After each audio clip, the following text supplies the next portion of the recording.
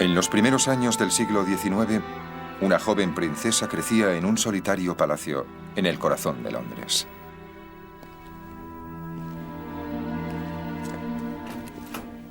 Llevaba una vida extremadamente protegida, observada y vigilada de cerca por sirvientes, ya que estaba destinada a ser la reina de Inglaterra. Durante la mayor parte de su infancia, sus dominios se reducían al salón de juegos. Pero más allá de sus paredes, se fraguaba un poder que cambiaría el mundo más rápida y dramáticamente que en cualquier momento de su historia, y la convertiría a ella en la gobernante de más de un cuarto de su población. Esta es la historia de la niña que crecería para reinar en el mayor imperio de la historia del mundo, de las energías dinámicas que lo crearon y las oscuras fuerzas que amenazaron con destruirlo. Esta es la historia del imperio de la reina Victoria. El Imperio Británico, el imperio de la reina Victoria, motor de cambio.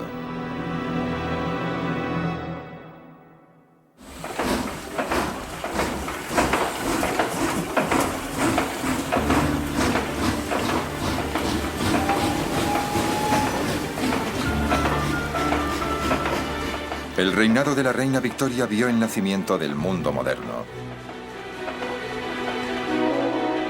En Gran Bretaña, en la primera mitad del siglo XIX, se liberó una fuerza que haría tambalear a muchas dinastías y cambiaría la vida de casi todos los seres humanos del planeta. El vapor era el genio de la edad moderna, y fueron los británicos quienes lo dejaron salir de la botella. Convertiría a su pequeña isla en el taller del mundo. Construirían ferrocarriles y barcos de vapor para extenderse por el globo y forjarían las armas para gobernarlo. Pero mientras enviaban a sus exploradores y ejércitos a los rincones más lejanos de la Tierra, se enfrentarían a un desafío aún mayor: los infranqueables rápidos y los nativos hostiles. Este desafío se resumía en si debían utilizar su poder para el bien o para el mal, mejorar el mundo o meramente subyugarlo. La lucha por cómo utilizar su poder dividiría a los hombres más famosos de la era victoriana.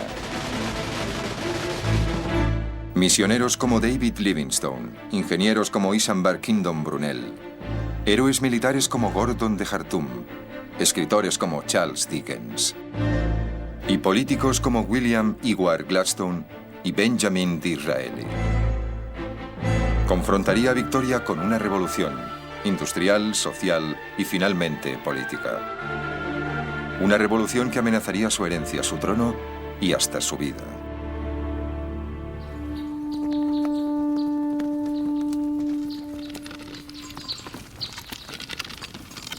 En 1819, el año en que nació Victoria, el mundo se asemejaba más al de griegos y romanos que al actual.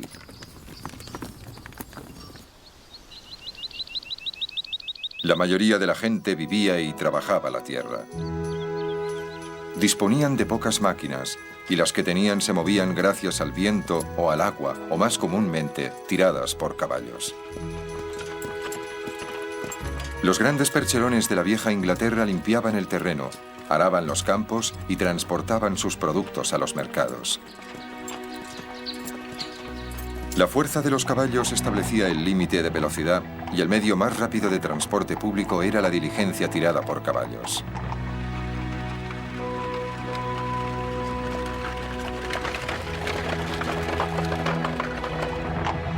Estas pesadas diligencias se balanceaban y traqueteaban por los caminos de Gran Bretaña a solo 15 kilómetros por hora.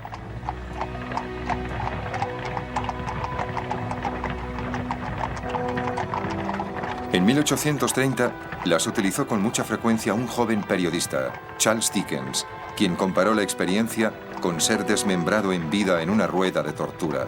Ninguna forma de castigo, escribió, puede ser más eficaz. Pero todo esto estaba a punto de cambiar.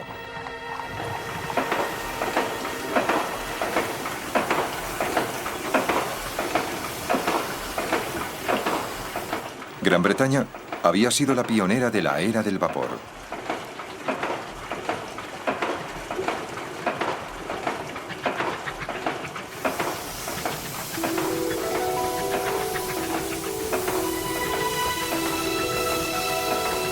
La primera locomotora de vapor proclamaría una revolución que le daría a Gran Bretaña una ventaja decisiva sobre sus rivales comerciales, pero que haría temblar hasta la médula su estabilidad social y política. En 1829 se terminó el primer ferrocarril público, uniendo las ciudades de Liverpool y Manchester. Las locomotoras de George Stephenson corrían sobre las vías de hierro a la sorprendente velocidad de 55 kilómetros por hora. Pero la ceremonia de inauguración se vio ensombrecida por un lamentable incidente. Un importante miembro del gobierno fue atropellado por la locomotora más rápida de Stephenson, la Rocket, falleciendo a consecuencia de ello. Había llegado el mundo moderno.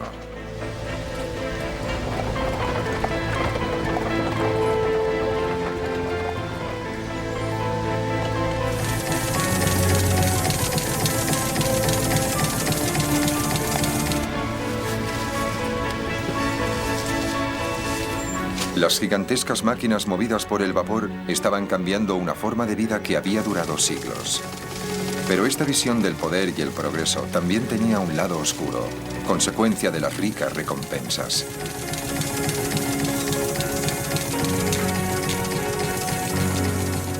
Los británicos de esa época eran maestros no solo en la producción industrial, sino también en los medios para distribuir por todo el mundo los productos que fabricaban. Estaban en la cima del mundo. Creo que eso les produjo la sensación de que habían alcanzado el fuego de Prometeo. Hacían cosas que nadie más podía hacer y podían hacer cualquier cosa. En la mitología griega, Prometeo le dio a la humanidad el regalo del fuego. Si los británicos suponían que los dioses les habían hecho un regalo de la misma magnitud, muy pronto descubrieron que tenían que pagar un precio terrible. Convulsiones sociales, privaciones físicas y una desesperada miseria que convirtió grandes zonas de esta tierra verde y agradable en un infierno viviente.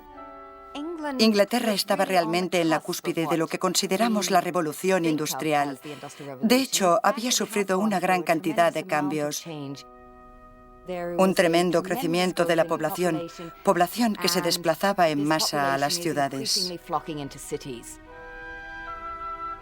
Por ello no había viviendas suficientes, los servicios eran horribles, masificación, unas condiciones extremadamente malas. La gente moría a edad temprana, había muchos accidentes y enfermedades industriales, había muchas probabilidades de morir antes de cumplir los 45 años.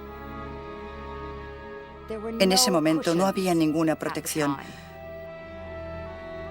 Nosotros hablamos del gran boom victoriano, pero fue la gran inseguridad victoriana.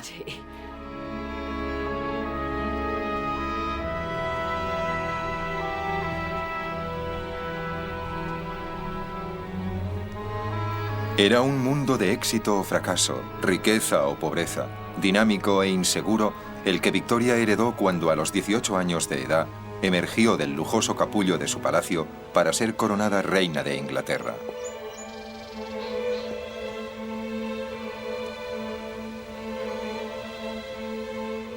Con apenas 1,5 metros de estatura, tenía un gran entusiasmo por la vida y, al igual que su pueblo, era un amasijo de contradicciones. Comía abundantemente, pero se preocupaba por su peso. Le gustaba montar a caballo, pero odiaba el ejercicio. La describieron como terca y malhumorada, buena y generosa.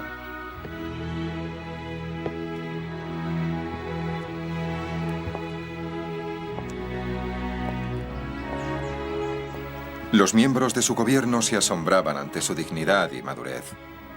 Pero le confió a su primer ministro que cuando paseaba por sus jardines sentía el irreprimible deseo de tumbarse sobre la hierba.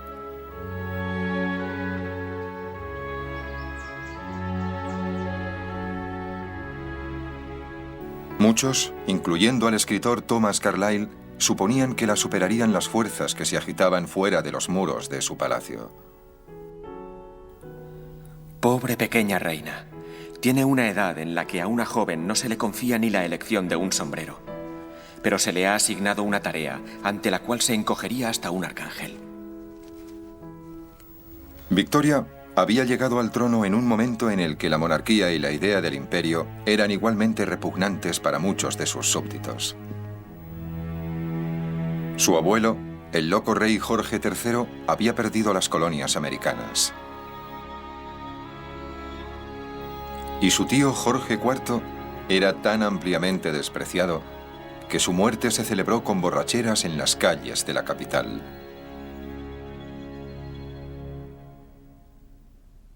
Victoria llegó al trono en un momento en el que el prestigio de la monarquía estaba cayendo. Sus dos tíos, Jorge IV y Guillermo IV, eran grandes bebedores y mujeriegos, y muy alejados, por así decirlo, de su pueblo.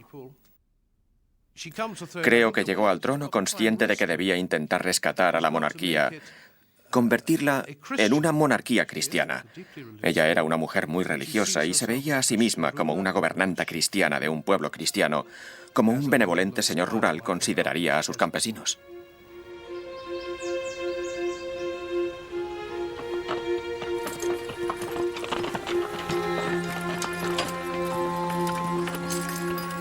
Pero Gran Bretaña ya no era una tierra de campesinos.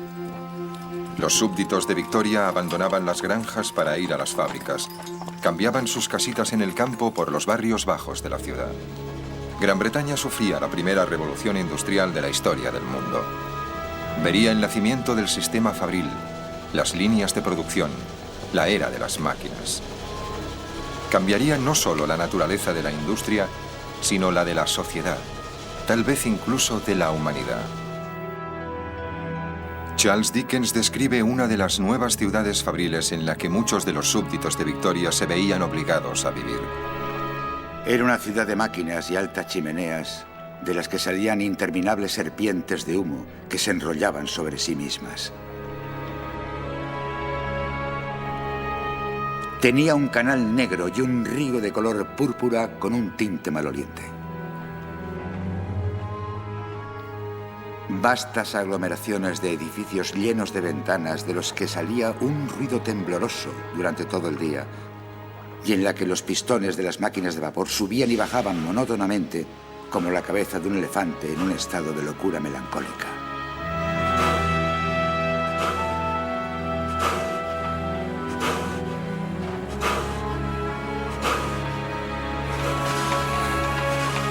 Este era un mundo muy alejado del de la joven reina, con sus palacios y sirvientes. ¿Qué podía ella saber de la gente que vivía en esas ciudades o de las máquinas que ahora regían su vida cotidiana? Todo se ponía en movimiento a las mismas horas, con los mismos sonidos, sobre los mismos pavimentos para hacer el mismo trabajo. Cada día era igual que el ayer y el mañana. Y cada año el equivalente del pasado y el siguiente.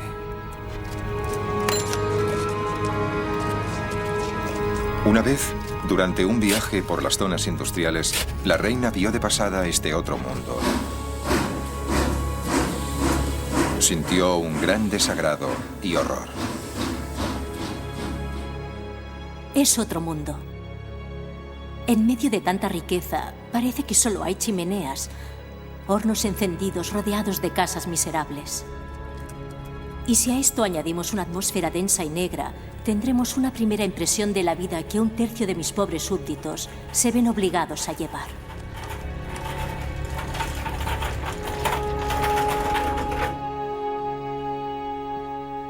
Puede que Victoria simpatizara con la situación de su pueblo, pero le faltaba la habilidad necesaria para evitar que su país se viera inmerso en una violenta revolución que muchos temían fuera inevitable. Sin embargo, pronto recibiría consejos de un tutor mucho más agradable de lo que podía haber imaginado.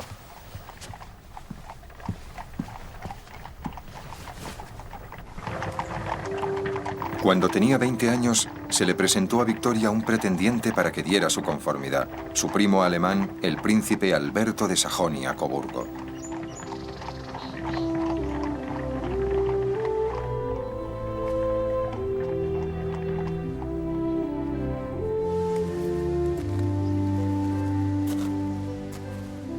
Poco antes le había dicho a su primer ministro: Me asusta la idea de casarme. Estoy tan acostumbrada a hacer lo que me place que apostaría 10-1 a que no estaría de acuerdo con nadie.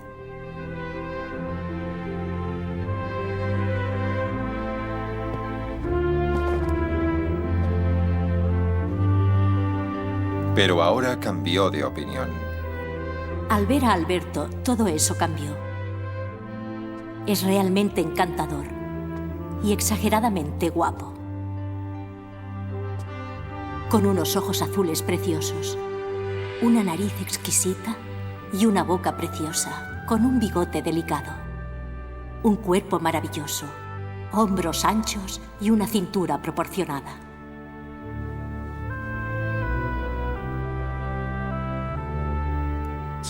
De pronto allí estaba Alberto, con un aspecto resplandeciente, y ella dispuesta a proponerle en matrimonio, cosa que hizo al día siguiente. Tenía que proponérselo ella porque era la soberana. Por supuesto, Alberto estaba preparado y dispuesto a decir que sí. Le habían ofrecido el empleo de príncipe consorte de la reina más grande del mundo. Era un trabajo que cualquier hombre en su situación habría aceptado, y además no tenía otro empleo. Se convocó al príncipe para que acudiera a ver a la reina en su salón. Llegó cuando yo estaba sola y le dije que suponía que sería consciente de por qué le había hecho llamar y que me haría muy feliz si consintiera a mis deseos. Me dijo que sí. Sentí que era el momento más feliz y brillante de mi vida.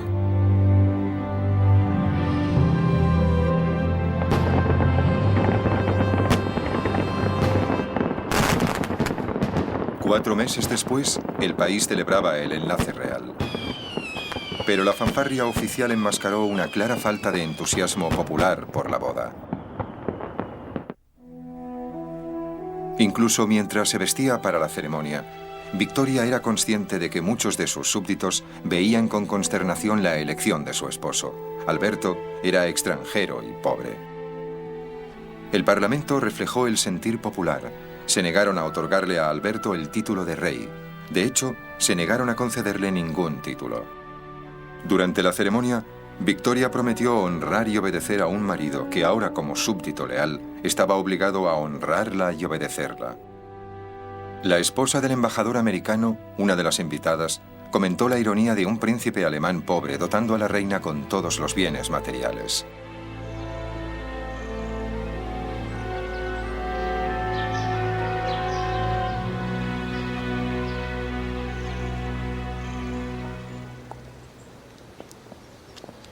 El príncipe se había ganado la mano de una reina, pero le sería más difícil ganar el corazón de su pueblo.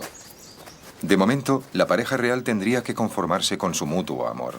Victoria escribió en su diario el alivio que sintió cuando pudo escapar de los invitados a la recepción. Luego, mi querido Alberto me llevó abajo, donde nos despedimos de mamá y nos fuimos. Yo y Alberto solos.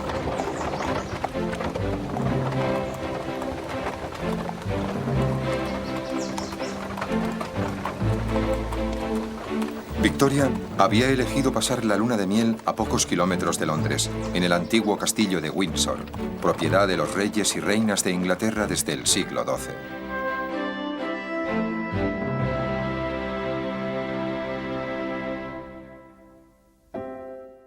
Según parece, la noche de bodas fue muy bien. A la mañana siguiente le dijo al primer ministro que habían pasado una noche maravillosa, que no había dormido mucho, y en su diario anotó que mi querido Alberto me ayudó a ponerme las medias por la mañana. Para consternación de Alberto, Victoria se negó a tomarse más de 4 días de descanso de los asuntos de gobierno. «Soy la reina de Inglaterra», como amablemente le regañó. Eso daba lugar a la cuestión de ¿qué era Alberto? Él sabía que tenía que encontrar alguna ocupación, aunque solo fuera para hacer más soportable su vida. ¿Qué otra cosa podía hacer aparte de asegurar la sucesión? Y tuvo que buscar otra tarea, es decir, algún trabajo viril y útil para la administración. Eso era algo difícil, porque Victoria no quería delegar. Ella quería reinar, quería gobernar, quería quedarse a solas con sus consejeros, dejando a Alberto a un lado. Lo único que tenía que hacer al principio era secar su firma. En palacio tenían mesas uno junto al otro, y su trabajo era secar las firmas.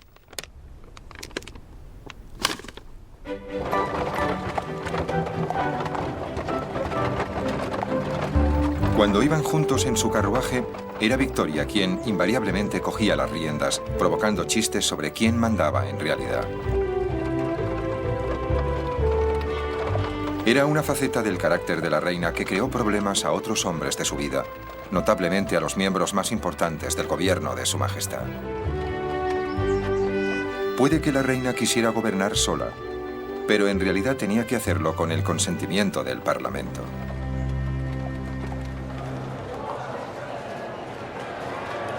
Los anteriores reyes y reinas de Inglaterra habían aceptado las reglas que les obligaban a elegir al gobierno de entre aquellos hombres que contaban con la mayoría en la Cámara de los Comunes. A Victoria esto le resultaba difícil. Era una joven testaruda que constantemente rechazaba los límites de su poder. Muy pronto sus ministros se dieron cuenta de que Alberto tenía más paciencia para los complejos asuntos de Estado y animaron a Victoria para que le permitiera quedarse en sus regulares encuentros. Pronto haría mucho más que secar la firma de la reina, cuando ésta se vio sorprendida por un acontecimiento que la distraería de los asuntos de gobierno. Cuando Victoria se quedó embarazada, empezó a sentir molestias, las normales asociadas con el embarazo, por lo que le dio a Alberto más tareas. Este empezó a escribir sus cartas, a reunirse con sus ministros, y Alberto se convirtió en efecto en un soberano asociado. El secretario jefe del gobierno comentó que a pesar de que Victoria ostentaba el título, Alberto realizaba los deberes y funciones de la soberana. A todos los efectos, era el rey. Alberto era un intelectual. Entendía las cosas con gran rapidez. Enseguida aprendió inglés. Leía mucho. Sabía todo lo que estaba ocurriendo. Leía todo el correo que llegaba en las cajas rojas del gabinete. Alberto estaba, de hecho, tomando el mando.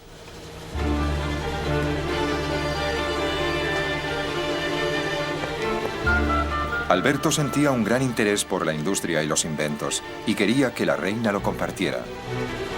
La introdujo en los desarrollos de la tecnología que, sin su entusiasmo, podrían haberle parecido demasiado complejos, mecánicos y mugrientos para que les prestara su real atención. Intentó abrirle los ojos a las ideas y opiniones que estaban desarraigando la vieja Gran Bretaña. Ideas y opiniones que estaban a punto de conmocionar al mundo.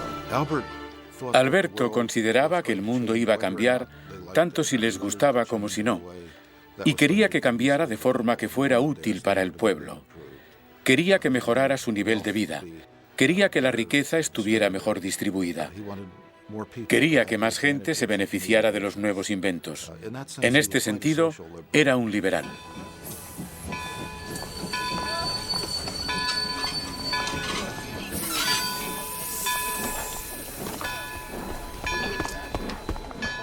En 1842, el príncipe realizó un viaje en uno de los nuevos ferrocarriles, The Great Western, que unía Londres con el puerto de Bristol, en la costa oeste de Inglaterra. Los 180 kilómetros de viaje, que habría tardado 15 horas en diligencia, el ferrocarril los recorrió en 3. Al final del trayecto le esperaba el hombre que lo había construido, un hombre cuyo nombre tenía un toque de grandeza que coincidía con la época que le había tocado vivir, Isambard Kingdom Brunel. Era el ingeniero más famoso del mundo y dedicó su vida a que este fuera un lugar más pequeño.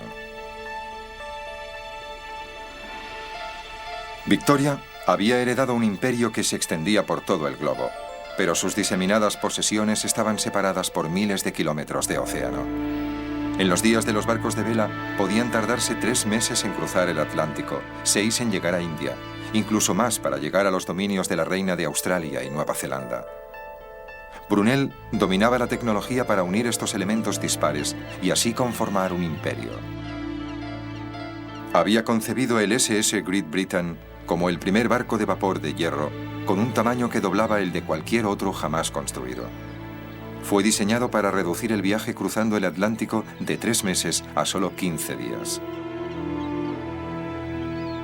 Brunel personificaba el espíritu de la ambición sin límites que sería el sello del imperio de Victoria. Aprovechó la oportunidad de la visita del príncipe Alberto para convencerle del potencial de este método nuevo y dinámico de transporte.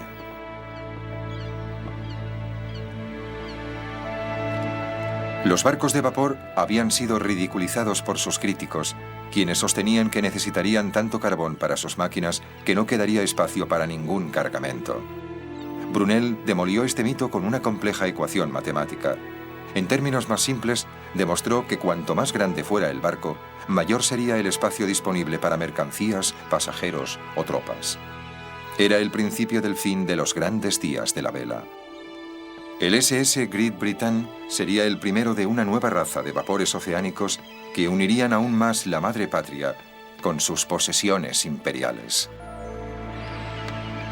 Y su capacidad de navegar en línea recta a despecho de vientos y corrientes tendría un impacto vital en otro de los grandes inventos de la era victoriana.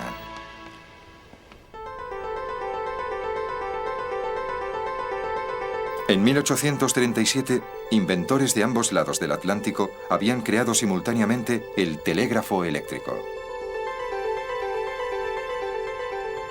Brunel sostenía que sus ferrocarriles proporcionaban la ruta perfecta para los cables del telégrafo que unirían ciudad con ciudad, mientras que sus barcos de vapor podían tender los cables del telégrafo por los mares para unir nación con nación. Brunel inspiró al joven príncipe con la visión del primer imperio moderno, un imperio basado no en la conquista, sino en el comercio y las comunicaciones. En 1845, Gran Bretaña era una superpotencia global. Tenía el monopolio de las últimas tecnologías basadas en el vapor. También poseía la mayor capacidad para fabricar y un gran superávit de capital.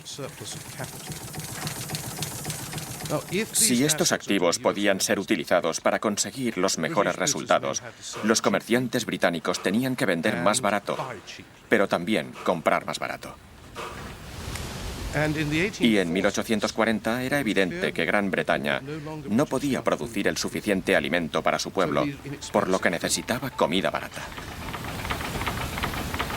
La visión de un imperio moderno y tecnológico se veía amenazada por la carencia de uno de los productos más básicos del mundo, grano. A pesar de los nuevos inventos, la agricultura británica no podía producir el suficiente pan para alimentar a los millones de personas que habían ido a las ciudades en busca de trabajo. Amenazaban con disturbios y rebeliones. América podía proporcionar grandes cantidades de grano, pero a ello se oponía el lobby más poderoso del Imperio de Victoria.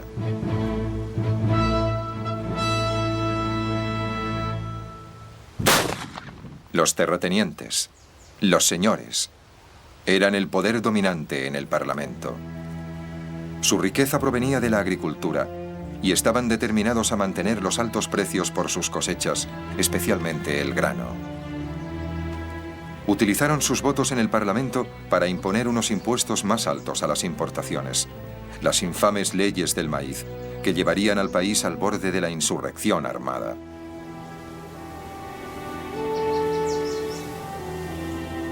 El príncipe Alberto advirtió a la reina del serio peligro de una guerra civil con los fabricantes, los hambrientos y los pobres, uniéndose contra los aristócratas. Le dijo que solo podía terminar con la ruina de la aristocracia y el fin de la monarquía, y que podía llegar a ser una amenaza para la vida de Victoria. La crisis llegó a su punto álgido en la colonia británica más antigua, Irlanda.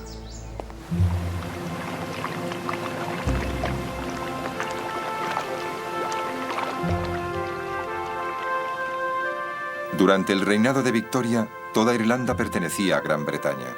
La mayoría de las tierras eran propiedad de terratenientes ingleses que raramente visitaban sus fincas en Irlanda. Sus arrendatarios eran pobres agricultores irlandeses. La mayoría solo cultivaban patatas, que era todo lo que tenían para comer. Un viajero inglés escribió sobre las graves diferencias en bienestar económico. Los terratenientes son los primeros en recibir todo lo que da la tierra y los arrendatarios, por su trabajo, reciben pobreza y patatas.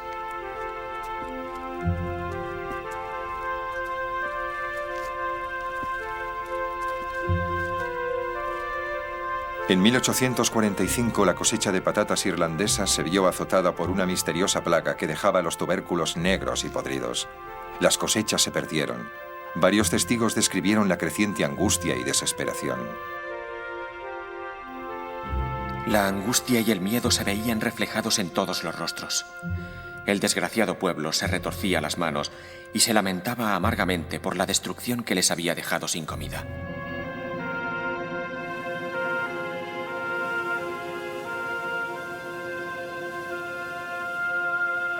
Durante un tiempo vivieron a base de ortigas y otras hierbas. Luego empezó la hambruna. Los magistrados ingleses entregaban sombríos informes. Entré en algunas de las casuchas. En la primera, 6 esqueletos hambrientos, aparentemente muertos, estaban amontonados en un rincón. Me acerqué a ellos horrorizado y descubrí, por sus leves gemidos, que estaban vivos. Capitán Wynne, oficial del ejército británico. Madres temblando en la nieve y la aguanieve, lanzando exclamaciones de desesperación, mientras los niños gritaban de hambre. Puedo soportar cualquier otra cosa que pueda encontrar aquí, pero esto no puedo resistirlo.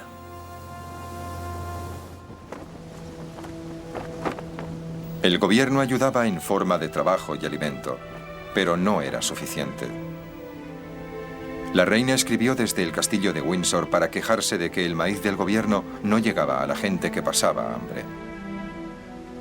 Después de todo lo que hemos hecho para proporcionarles alimentos a los necesitados, los terratenientes se apropian del maíz del pueblo y usan el trabajo de los pobres para mejorar sus propiedades a costa del erario público.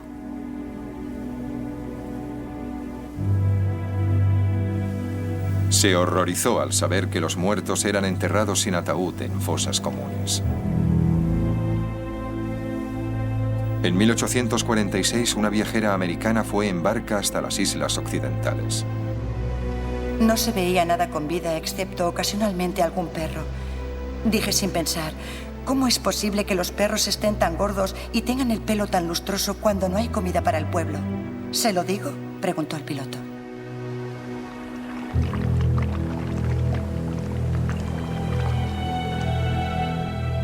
Mientras los perros buscaban comida entre las tumbas, 1,5 millones de personas morían de hambre. Muchos arrendatarios que no podían pagar sus rentas fueron desahuciados por los terratenientes. 2 millones de irlandeses emigraron en viejos barcos plagados de enfermedades, conocidos como barcos ataúd. Los que sobrevivieron al viaje fueron llevados a los barrios bajos de Nueva York y Boston, Liverpool y Glasgow. Fue uno de los grandes desastres humanos de la historia.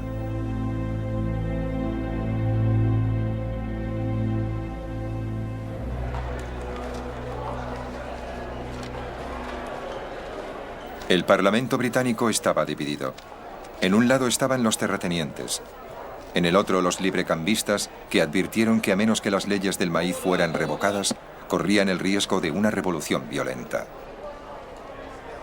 Pero los terratenientes se enrocaron, liderados por un hombre que estaba destinado a convertirse en uno de los estadistas más sobresalientes de la época, Benjamin Disraeli. Disraeli era un inverosímil defensor de los intereses de la tierra. A pesar de que había sido bautizado, su familia era judía en un tiempo en el que los judíos no podían ocupar cargos públicos en Inglaterra. El joven Disraeli tenía el estilo elegante de un hombre de buena posición, pero solo en apariencia. No tenía dinero, ni tierras, ni amigos de buena posición. Bromeaba diciendo que había nacido en una biblioteca, y sin duda, su padre tenía una de las bibliotecas más importantes de Londres. A los 20 años de edad, Disraeli abandonó el ejercicio de la abogacía para escribir novelas románticas. Pero su objetivo al escribir era pagar las enormes deudas que había contraído jugando a la bolsa. Su verdadero interés estaba en la política.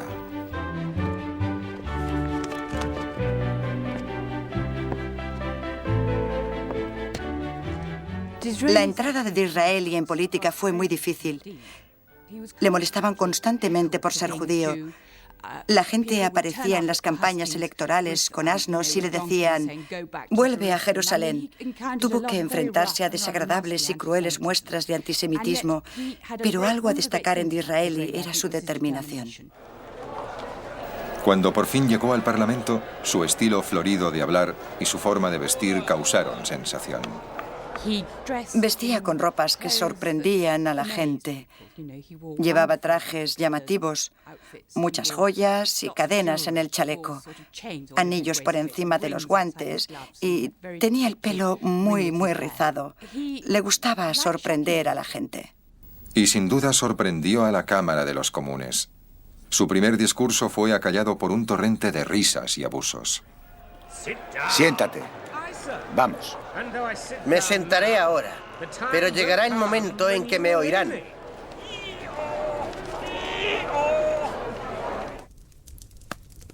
Disraeli modificó su forma de vestir y adaptó sus discursos al estilo del Parlamento. Su momento llegaría con la batalla de las leyes del maíz.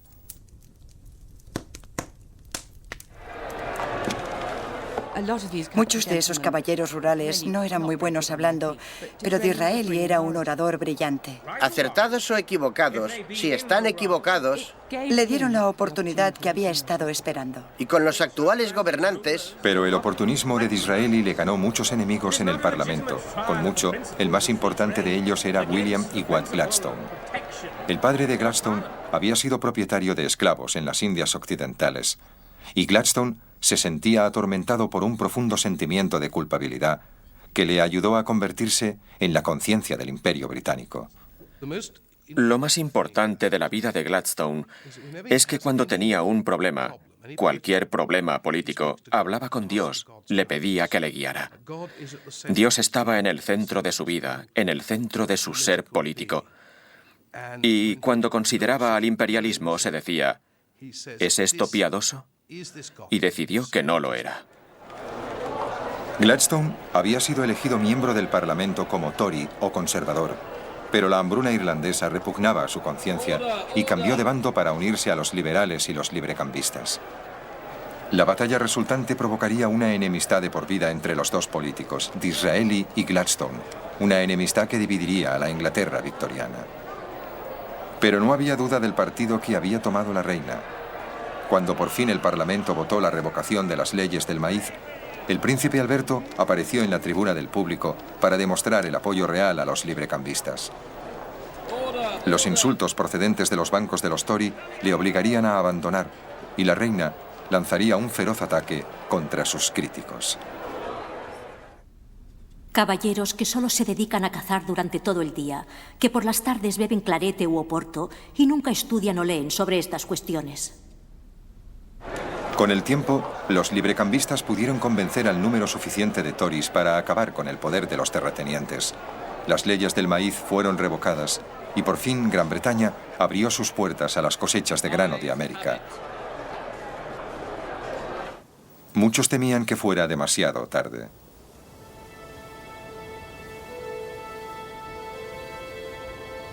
La tenaz resistencia de los terratenientes provocó la furia popular en pueblos y ciudades de Gran Bretaña, y en un momento muy peligroso para la familia real británica. 1848 sería el año de la Revolución.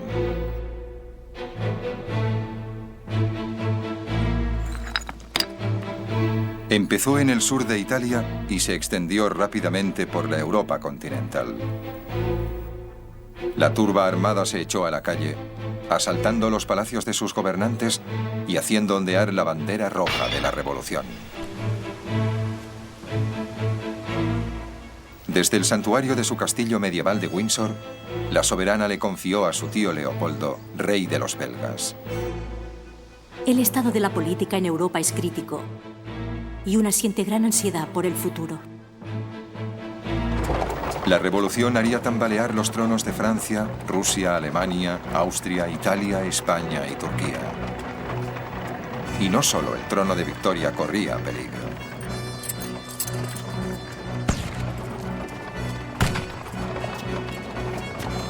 Los disparos fallaron, pero fue el primer atentado serio contra la vida de Victoria.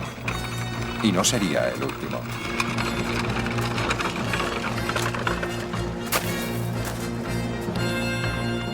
En la primavera de 1848, el gobierno de Victoria temía que la revolución hubiera llegado a Gran Bretaña. Sus agentes informaron de que 1 millón de hombres planeaban reunirse en Londres para marchar sobre el Parlamento. El pánico se apoderó de la capital. En los puentes sobre el río Támesis se colocaron cañones. Miles de policías y soldados fueron llamados a Londres. El temeroso gobierno instó a la familia real a subir a un tren para que fuera a su palacio junto al mar, en la costa sur de Inglaterra. Alberto estaba muy asustado. Victoria estaba asustada, pero no quería irse. Creía que sería poco heroico abandonar. Pero parecía que pudiera estallar una auténtica revolución. Mientras la familia real iba en busca de refugio seguro, Londres se preparaba para resistir la invasión de 1 millón de hombres decididos a iniciar una revolución sangrienta. Pero en la mañana del 10 de abril solo aparecieron 30.000 manifestantes. Eran superados en número por 100 soldados y policías especiales. Al primer brote de violencia, los líderes de la protesta perdieron el valor. Imploraron a la muchedumbre para que se dispersara. Luego, el tiempo echó una mano. La amenazante revolución se ahogó en el violento estallido de la lluvia británica. Habían esperado reunir a cientos de miles de manifestantes para cruzar los puentes y marchar sobre el Parlamento para presentar su monstruosa petición. De hecho, aparecieron muy pocos. Fue una gran decepción. Los ingleses no son revolucionarios. Cuando las noticias llegaron a la reina en su refugio isleño, se regocijó. Gracias a Dios. La manifestación ha sido un completo fracaso. La lealtad del pueblo en general ha sido impresionante. Y su indignación ante el hecho de que su paz se viera en peligro por unos hombres sin sentido y despreciables, inmensa. Pero el príncipe Alberto tenía una opinión más realista de la situación.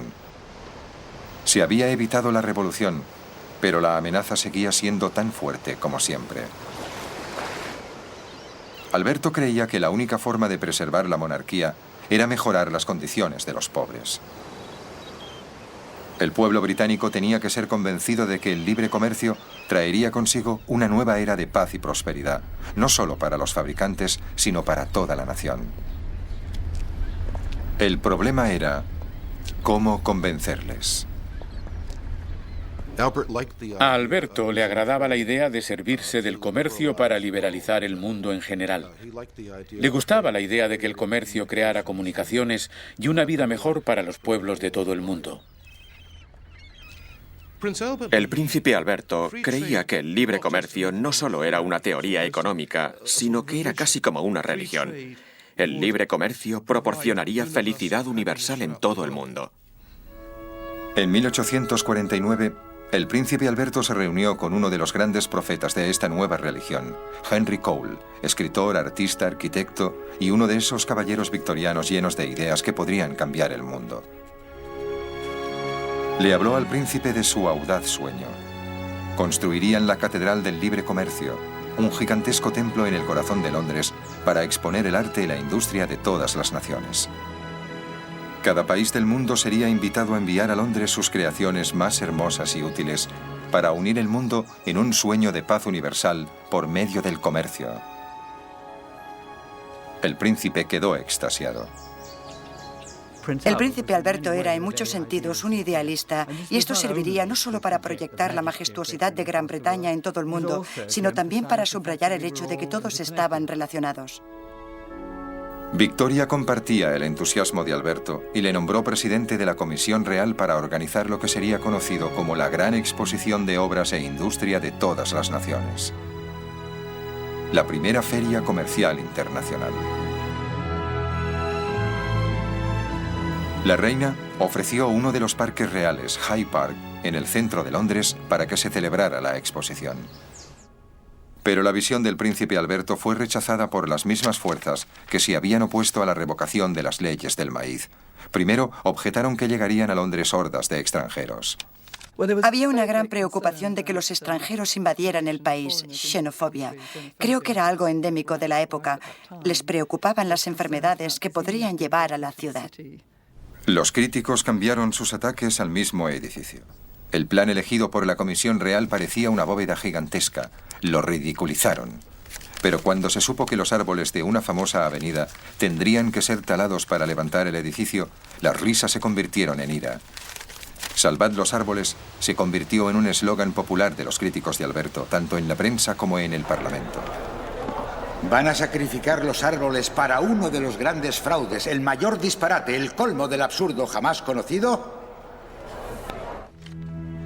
El objetivo de los ataques era el príncipe Alberto.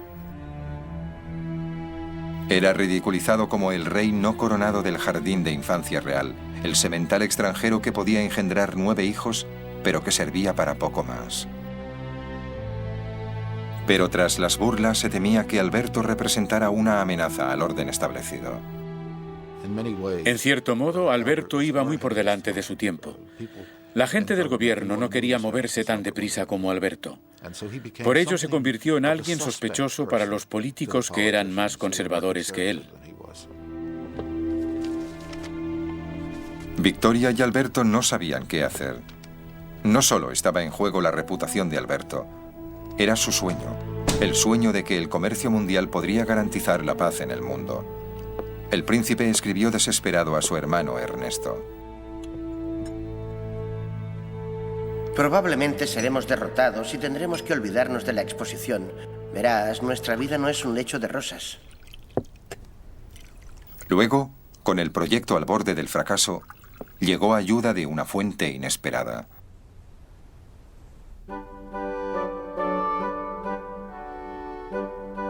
Joseph Paxton era el hijo de un granjero que había empezado a trabajar a los 15 años como ayudante de jardinero en la gran propiedad del duque de Devonshire, en el norte de Inglaterra.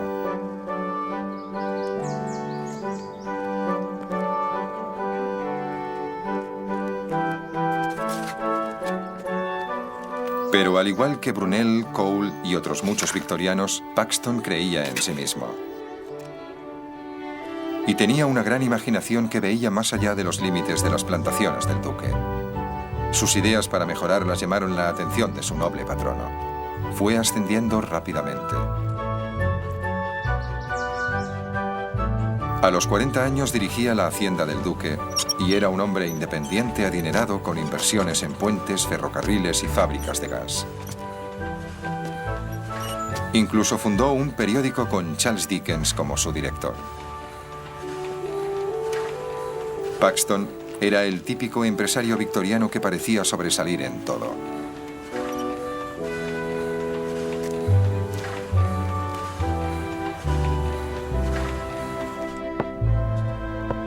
Sabía que la exposición del príncipe Alberto estaba destinada al fracaso sin un edificio. Así que empezó a diseñar uno. Hizo un bosquejo preliminar en papel secante durante una reunión de directivos de una de sus compañías de ferrocarriles. Era un gigantesco invernadero. El príncipe Alberto y su equipo estaban encantados. Un edificio a base de cristal podía ser levantado rápidamente y ya no sería necesario talar los árboles de Hyde Park. Los críticos fueron silenciados de un plumazo.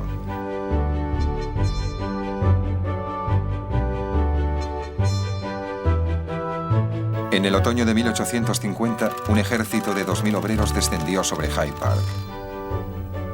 El vasto armazón de hierro, con una extensión de casi 8 hectáreas, se levantó en solo 9 semanas.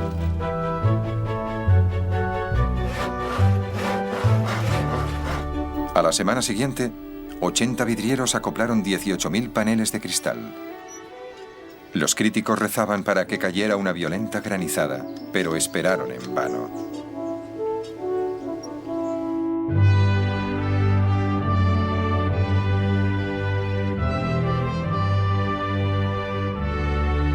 El precioso edificio de Paxton conquistó el corazón de la nación. Fue inaugurado por la reina y el príncipe Alberto el 1 de mayo de 1851 e inmediatamente fue conocido como el Palacio de Cristal, Crystal Palace. Por lo que respecta al público, era arquitectónicamente mágico. Era un edificio maravilloso. No se parecía en nada a lo que habían visto antes. Eso, en sí mismo, creo yo, marcó un glorioso principio. Por primera vez, los victorianos vieron su valiente nuevo mundo en una exposición, con todas sus novedades e invenciones. Estaban encantados.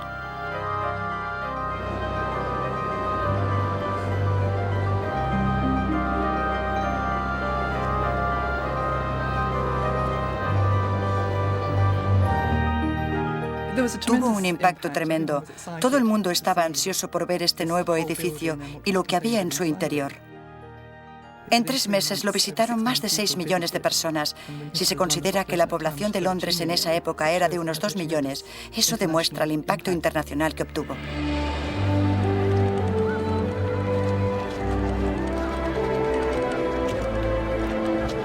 Pero fueron los logros de la industria británica los que sorprendieron a la muchedumbre que acudía al Palacio de Cristal.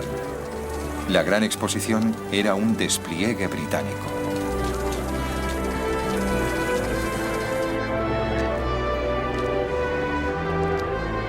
Ningún otro país se acercaba en la producción de locomotoras, herramientas mecánicas, los símbolos de su grandeza industrial.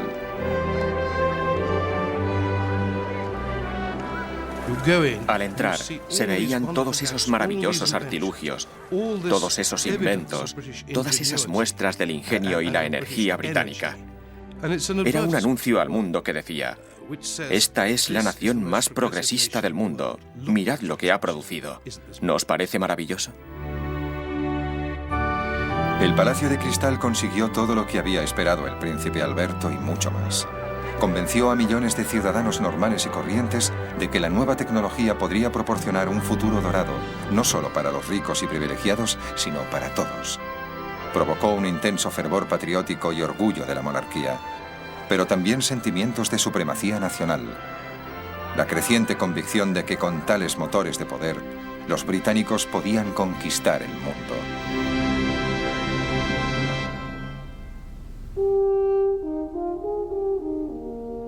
Después de la ceremonia inaugural, la reina dio las gracias. Dios bendiga a mi querido Alberto. Dios bendiga a mi querido país, que ha demostrado ser tan noble. Han inmortalizado el nombre de Alberto. El príncipe, más moderado, comentó que los acontecimientos del día habían sido muy satisfactorios.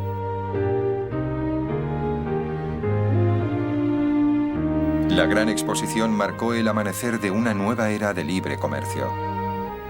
Pero la visión de un mundo en paz y una hermandad de naciones del príncipe Alberto demostró ser más evasiva. En la década que siguió a la inauguración del Palacio de Cristal, Gran Bretaña se vería involucrada en 2 grandes conflictos que hicieron añicos las ilusiones de Alberto y colocó al Imperio de Victoria en un camino peligroso y sangriento hacia la dominación del mundo.